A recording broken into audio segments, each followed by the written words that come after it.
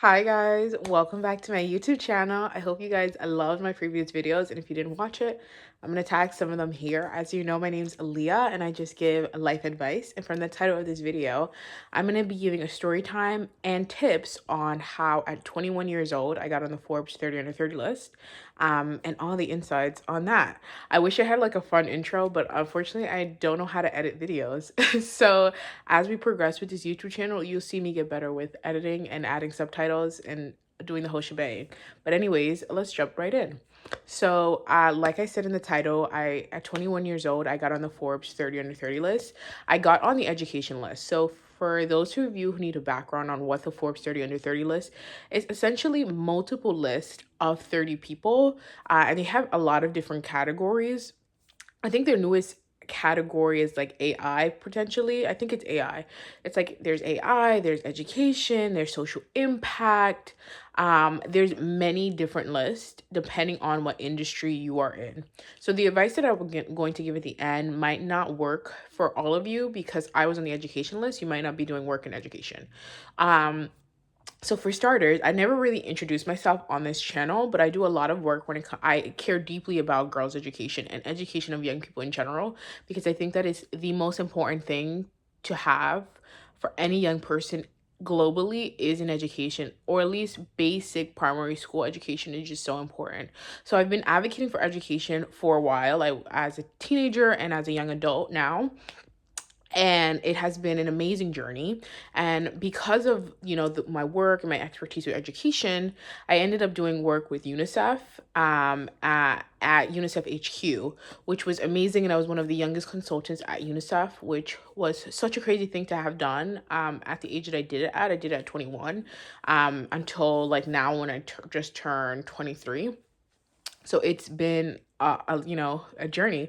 And I was always, this is what I want to preface like in this video, and I maybe we'll make another video about this. I was always nervous or scared to tell people about myself, which I think is so strange. But now I'm really like figuring out like I should just put myself out there on the internet, unfortunately, and tell people about my work and like let them get to know me for me. Anyways, back to what I was talking about before, the Forbes 30 under 30 list. So the Forbes 30 under 30 list, like I said, works in different ways. There's like multiple lists, and I was on the education list. So I actually got on it at 21 because of my work with education. I was advocating for girls' education. I was doing work with UNICEF. I was doing work on my own social project. And this work was something that was so important to me because it brought me around the world speaking about girls' education, which was so amazing. I've been to multiple countries around the world doing that. So I've been to countries like Belgium. I've also been to the beautiful kingdom of Saudi Arabia, which I had such a great time in the Kingdom of Saudi Arabia. It was so beautiful. I was in Riyadh. Great country, beautiful city as well. So if you haven't gone, you should definitely go. Don't let preconceived notions like impact you or prevent you from going.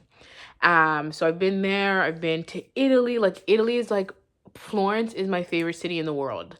Like I think that will always be my top city ever because it is so stunning, so beautiful. And in addition to that, I've also spoken and moderated events at the United Nations a lot of times. I think it's about 5 times that, or maybe 4 times I've spoken at the United Nations on high level events. And then I've moderated different events virtually and in person at the United Nations, maybe 3 different times. So that was very impactful for me because I really learned how to be a good speaker because of that. And with all of this work, I'm sharing like background to how I ended up getting on the list. I ended up getting on the Forbes 30 under 30 list. And now I want to get into tips. So that first half of the video was just me like rambling really fast and giving you not really not into detail on like how I got on the list, but like that's really how I got on the list because of my work, because of my speaking engagements, because my travels around the world, speaking to others. That is something that is so important to me. And I want to start off by saying this, like I'm religious. So one of my favorite Bible verses of all time is 1 Corinthians 16:13 and through 16:14. And it's so impactful. Be on your guard, stand firm in the faith, be courageous, be strong, do everything for love, right? I stand by that through and through. And there's also another one, Philippians 4:13. I can do all things through Christ who strengthens me. which is something that was so important. I'm going to tell you guys why. So I ended up getting nominated for the list, right? And then at 4:13 p.m. I got an email like saying like to go to the next round to do a survey. So essentially it's like different rounds, or maybe it's just 2 rounds. You just do the nomination, either someone random nominates you, someone from Forbes, someone who is an alum on the list can nominate you. You can also nominate yourself, right? Then you go to the next phase, which I think is the same for every list, where you essentially go through the survey. And the survey is just asking you, vetting who you are. So obviously they liked who you are in the nomination round, and then you go onto the survey list, where you essentially fill out a form saying like who you are, your impact. They really want to see quantitative data. I always tell people that is quantitative data and qualitative storytelling is so important for any person who is either self-nominating or they got nominated and moved to the second round. That's something that's really important. Always include quantitative data about your work. So I got an email at 4:13 p.m.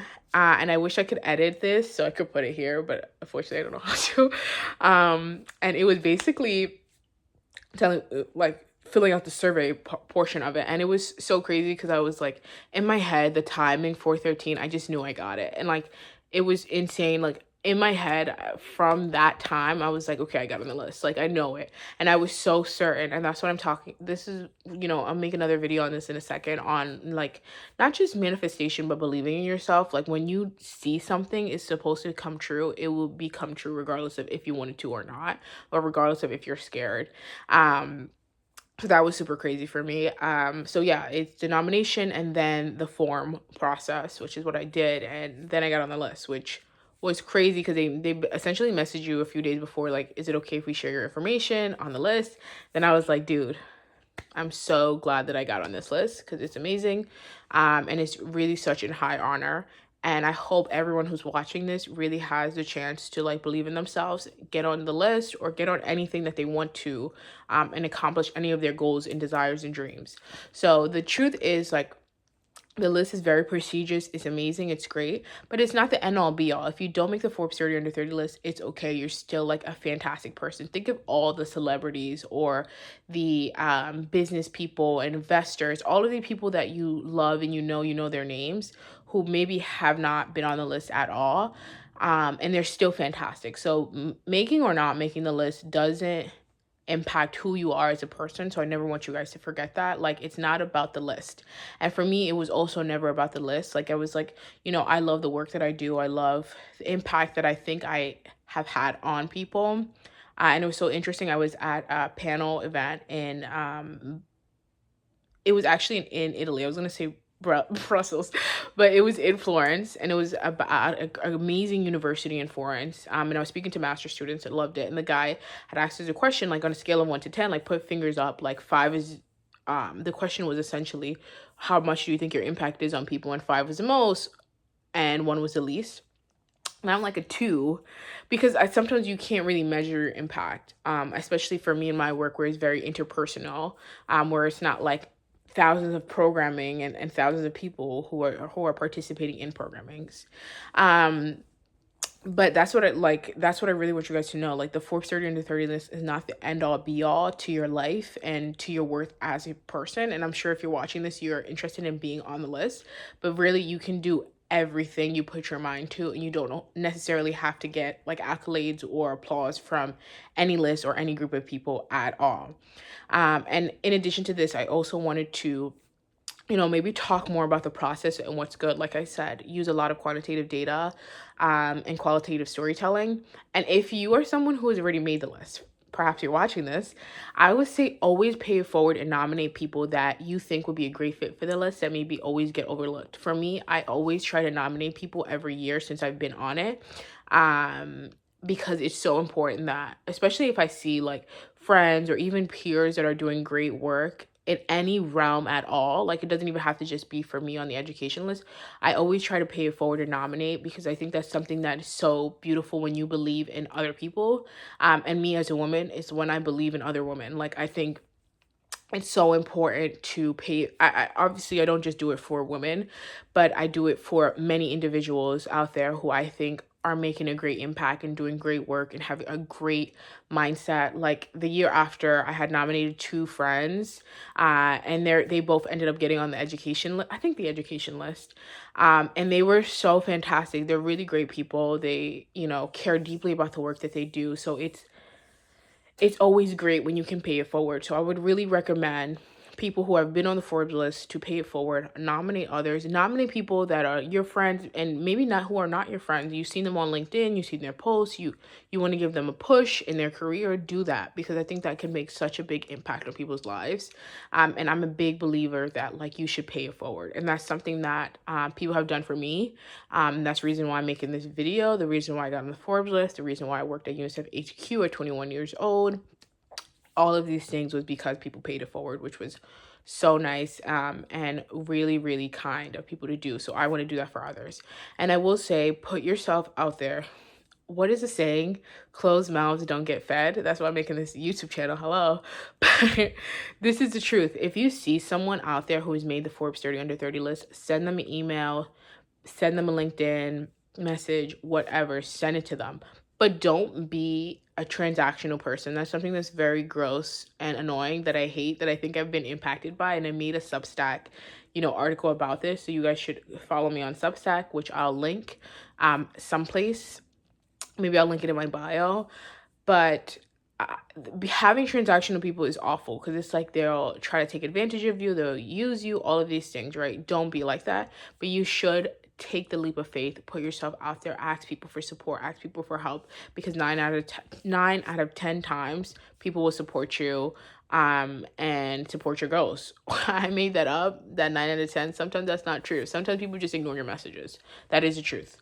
But it doesn't matter. Even if you tried and got a no, that is better than knowing that you didn't try at all.